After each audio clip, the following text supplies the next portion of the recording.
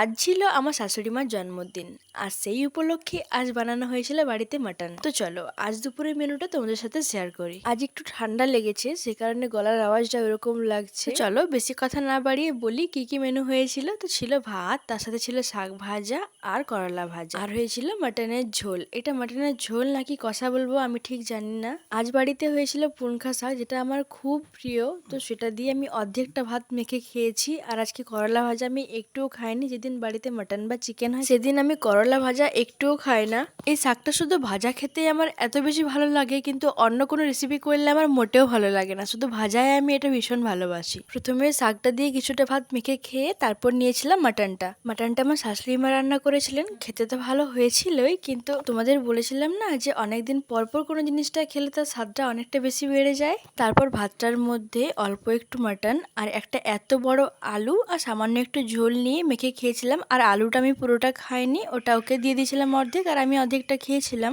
আচ্ছা, এবার তোমাদের বলি অনেকদিন পর পর কেন বললাম। আমাদের বাড়িতে আমি বাদ দিয়ে আমার হাজবেন্ড, আমার শাশুড়ি মা, আমার শ্বশুর মশাই কারোরই সেরকম মাটন খাওয়া চলে না। আর আমিও যে খেতে খুব একটা পছন্দ করি সেরকমও না, সে কারণে আমাদের বাড়িতে মাটনের তুলনায় চিকেনটা বেশি রান্না করা হয়। তো ব্যাস, আজ এইটুকুই, টাটা।